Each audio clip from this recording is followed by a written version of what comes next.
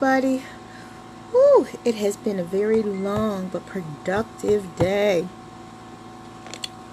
Got myself some popcorn.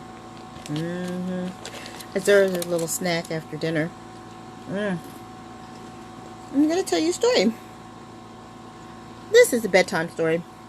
Very much a bedtime story. For it is a story about popcorn. Yeah, well, not so much about popcorn, but about movie nights. Now, movie nights the way you're used to seeing them are not like they were when I grew up. We used to go to the drive-in. Yep, down in North Carolina, when my mother and us girls lived down there, when my daddy was away at sea, we would go by ourselves. But when daddy came home, that's when it was fun. We would go and we would watch movies while we were sitting in the back of the car. Sometimes daddy would spread blankets out over the roof of the car and we would watch. We'd have the speaker out there. Sometimes we'd be inside the car with the speaker. Drive-in movie was cheap, and it was something that we could all do. And in the South, where we were living, it was kind of segregated because you were in your own car, so nobody cared. But it was lovely. We watched all kinds of movies. I used to love to watch the Dancing Popcorn Men. And we never, ever, ever, ever, ever, ever, ever got any food from the concession stands. My mom and dad, they didn't believe in that. We would always bring our food from home. But it was mommy's fried chicken. Or sometimes she would just make us a great big old thing of popcorn. And we'd sit there and we'd watch movies. We watched big, colorful movies. But the one that I remember most is when we went to see Hello, Dolly. Now you're saying, okay, why did Hello, Dolly? Well, I loved Hello, Dolly mostly because, one, we loved musicals in our house. We were always singing. My mother and father encouraged it, actually. But I liked Hello, Dolly because it was about a woman who kind of kept her family traditions and went around solving other people's problems and was finally ready to open her own heart up to love. And those were the first empowerment movies that we ever saw, were musicals. I loved to hear the songs. I loved the drive-ins and going to the movies like that. But it wasn't because so much that there was popcorn and stuff like that. It was because we were together as a family. Mom and Dad always thought about things that we could do together. Now, I know now people like to watch things in their own home, and they like that because that's when it's convenient and everything. But I don't know. There's something about teaching your children how to act when you go out. They don't learn unless you take them. And then before we would go out, we'd always have the speech about how we're supposed to act. You're not going to run back and forth to the bathroom. It's not safe. Mom and Dad sat us down and talked to us before we went out. And it was time to be loved up on. Now you're going to say, okay, why do we need to love up on our children? Well, over this pandemic, if you've been home with children, you know that children like to be loved up on. It makes them into different people when children are paid attention to and loved up on. It makes them different people when you are kind and loving to them. It makes them different people when you pay attention. Once, there was a little boy who came into a family of people who were always busy. They were going here and there and everywhere. Always running around. And the little boy one day said to his mother, "Mommy, can I have 5 minutes?" "Honey, I'm sorry, I don't have 5 minutes. I have to make dinner." And his mother turned and left. And the little boy looked sad. In his hand, he had held a kite. He just wanted to go fly his kite. But he just needed 5 minutes to be shown how to put it up in the air. So he went to his father, who was watching television. Daddy, can I have 5 minutes? Look, I just got in from work, son. I'm really tired. Daddy's feet are up and he's trying to watch the news. You're going to have to wait. The little boy looked down. He took his kite and he walked out on the porch. On the porch sat his grandmother. Grandmother was crocheting and knitting. I think she was knitting at the time. And he crawled up in grandmother's lap and he said, Grandmother, can I have 5 minutes? Grandmother looked at him. She took her knitting and she sat it in the basket and she turned around. You can have as much time as you want, grandson. What would you like?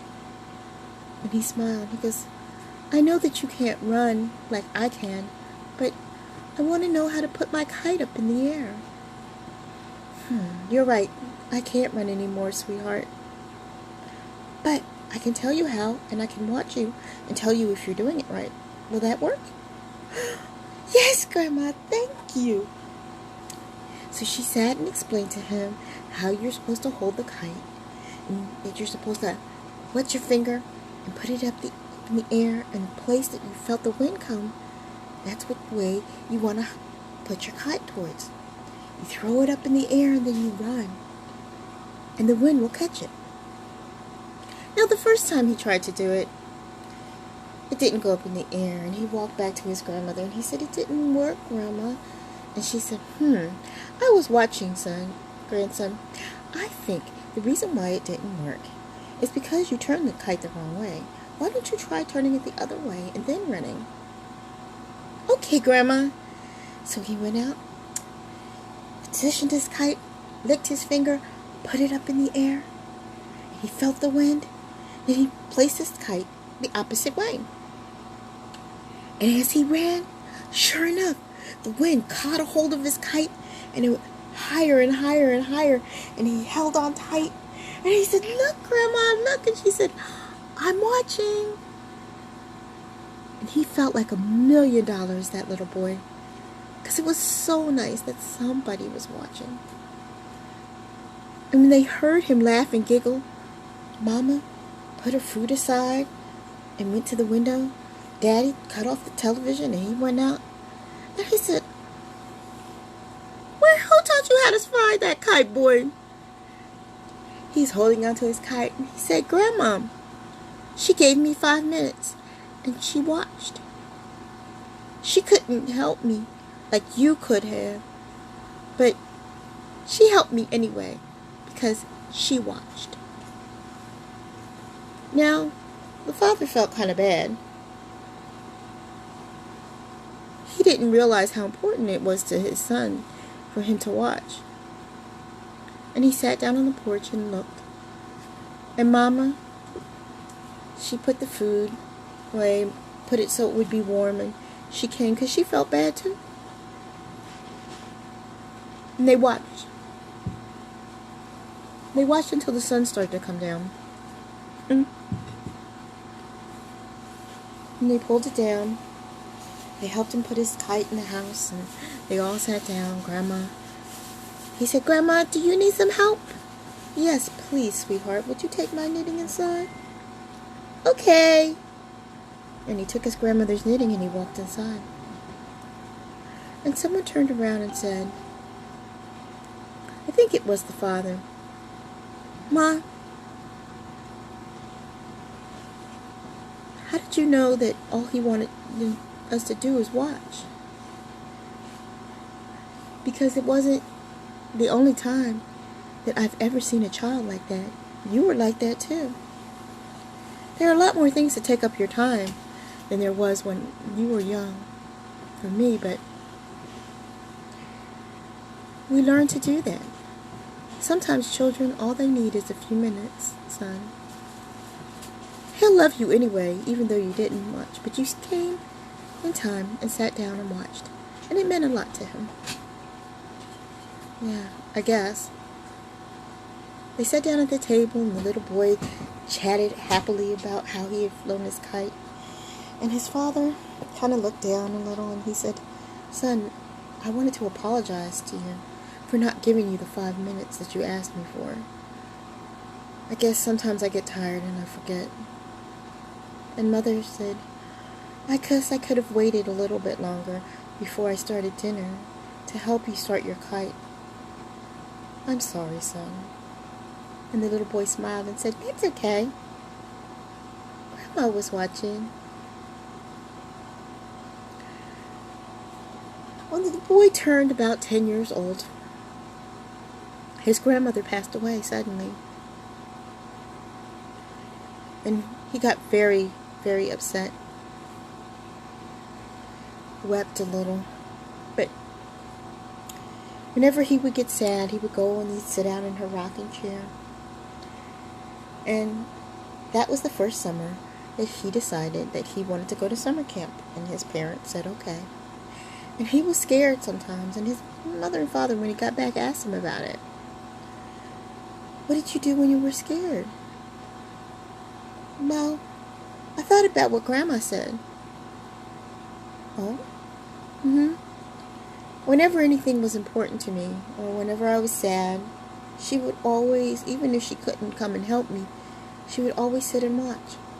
Her eyes were always there, waiting for me, watching. So whenever I was scared, I would imagine her sitting in the rocking chair on the porch, watching. And it made me feel better. I guess that's kind of what God does," the little boy said, and he went and ate a couple of bites of food.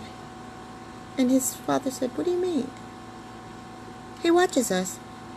He doesn't always, he tells us what to do in the Bible, right?" "Right. And then he watches us.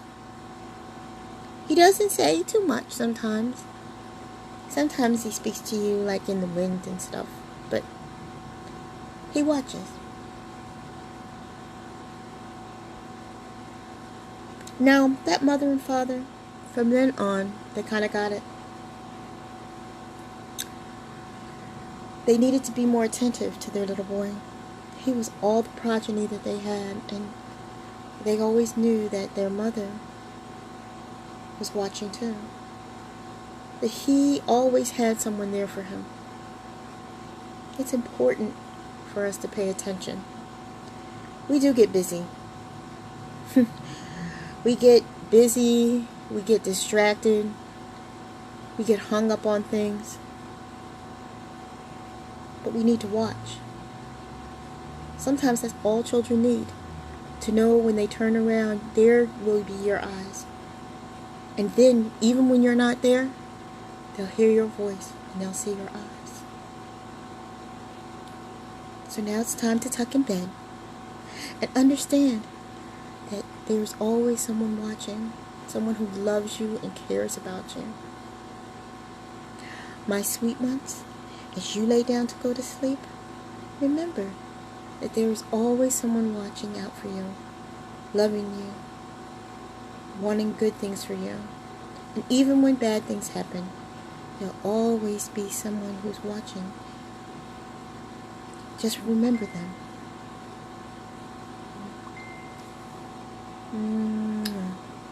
Good night and sweet dreams. Sweet dreams, cousins. I'll see you. Sweet dreams, sister friend. And sweet dreams to all of you who get a chance to watch this broadcast.